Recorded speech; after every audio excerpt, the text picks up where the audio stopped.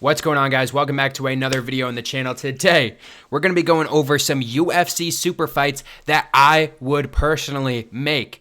So, to clarify, I'm not bringing anyone out of retirement. It's only active fighters, except there is one that's a little... I'll explain it when we get there.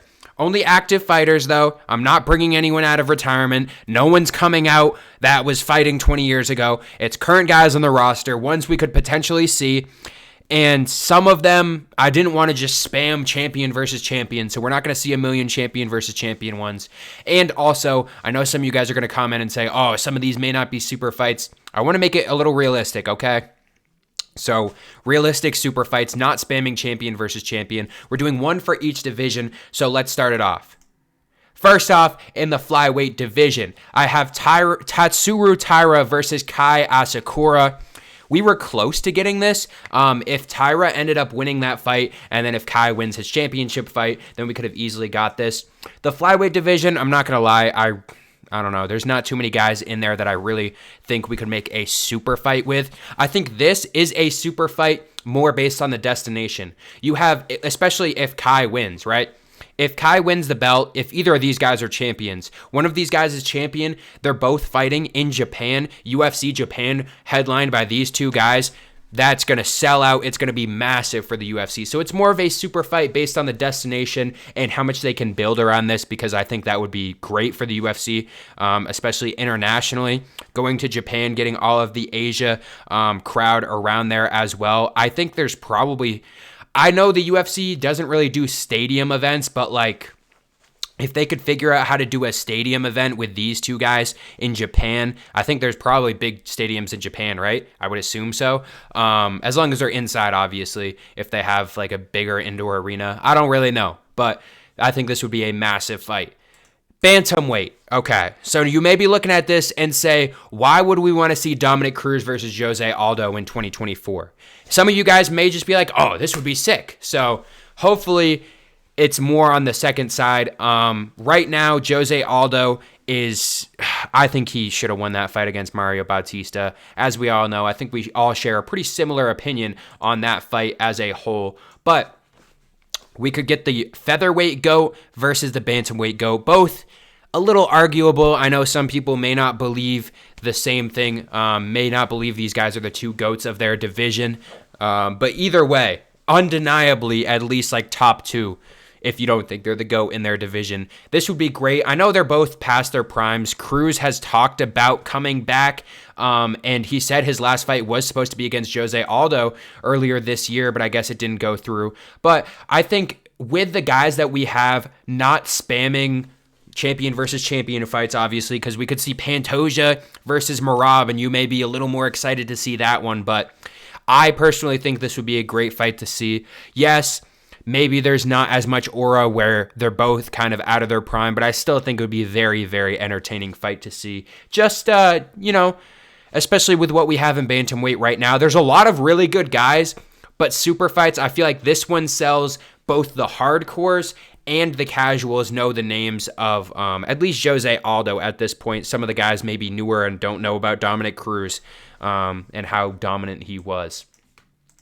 Next up, I think this one's a little more obvious in the featherweight division. Even though Sean O'Malley's not the champion anymore, Sean O'Malley versus Ilia Topuria, I think easily sells itself. I think Sean was looking for this fight, and he's still probably going to call him out at some point. I think these guys will eventually fight each other, and I think this would be massive wherever it is. If they decide to do it in the U.S. or even decide to do it in Spain, I think this is a very, very big fight. Topuria, a very big international superstar, especially in Spain right now, and O'Malley, a pretty big star within the UFC. Though he just did lose his belt, I still think this would sell a lot. This would be a massive fight for the UFC. So this one a little more self-explanatory. Next up, this may not be like a super fight, but I think this would be a great fight.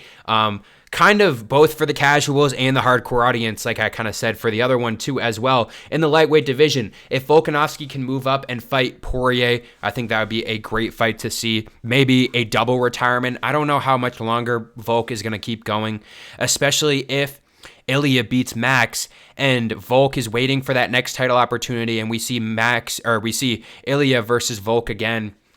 I feel like it's just going to go the same way it went the first time, in my opinion. But I don't know. I could be wrong. But I think this would be a great fight to see. I think this would be an absolute banger, a war. Hopefully they would make this 5 rounds, because a 5-round war between these guys would be fantastic to watch. Next up, I know I said I'm not bringing guys out of retirement. This guy is still technically in the realm of possibility.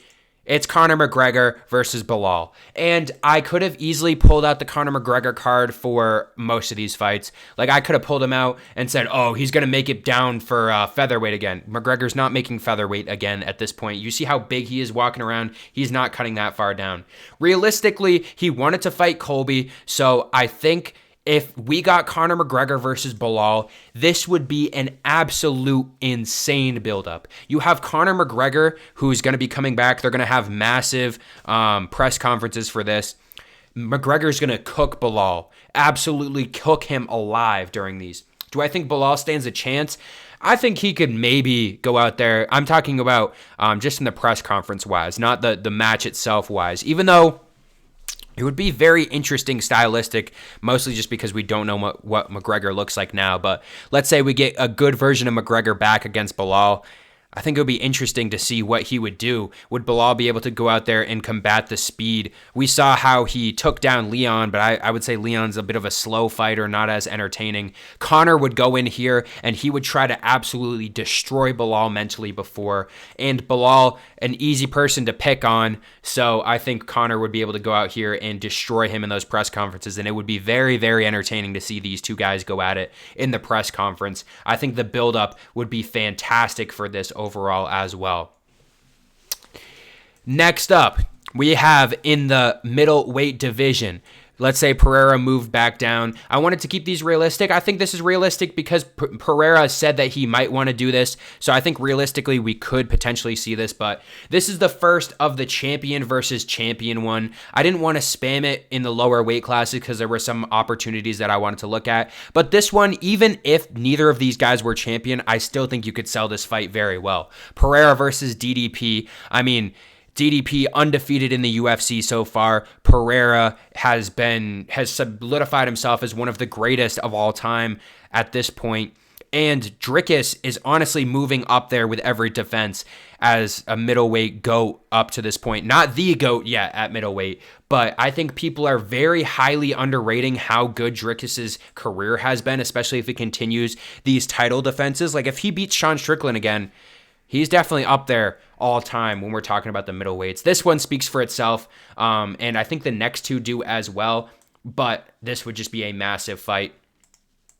Next up, again, in the light heavyweight division, we have Poatan versus Johnny Bones Jones. This also, I think I don't even have to say anything about this one, because this is the fight within the UFC right now. If we are going to see a fight, I think this is the fight to make out of everything. If we stop everything right now, Alex Pereira versus John Jones would be the craziest buildup. I know Tom Aspinall obviously would be great to see Alex Pereira versus Tom, but for the overall MMA audience, the broad audience, the very, I know there would be some people that would say, oh, it should be Tom, but at the end of the day, when you're thinking a business, a super fight, John Jones sells so much. I mean, one of the biggest stars in UFC history, the greatest of all time, versus Alex Pereira would just be absolutely insane. This fight sells itself. You make this would just be insane. The packages they could put together for this would probably be, they'd have to bring in a new BMF belt, but just all time, like the BMF all time between these two guys. So this one itself just sells it. And I think it makes more sense. Hypothetically, it could happen at heavyweight, but I wanted to save a different heavyweight matchup, so I decided to go down to light heavyweight for this one. And for the heavyweight matchup, you may say, oh, John Jones versus Aspinall. I agree, but if we're talking super fights wise, I still think there's a very, very big market for Francis Ngannou versus John Jones. I think Tom Aspinall versus John Jones is definitely a very, very big fight, but I think this is more of a super fight when we're talking about overall the MMA world and what gets more eyes. Like I said, John Jones sells himself. But if Francis and John Jones were finally going to step into the octagon, I think this one would be way more hyped up. Obviously, Aspinall versus Jones, I don't want to downplay that because we could potentially see that if Jones decides not to retire. But this one, if they could figure out how to have this fight, this would be a massive, massive fight overall.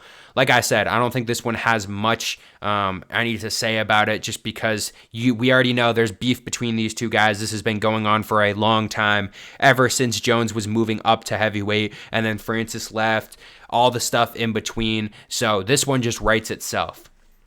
Let me know down below what you guys think. What are some super fights that you guys would want to see? Leave them down below in the comments, and I'll see you guys in the next one.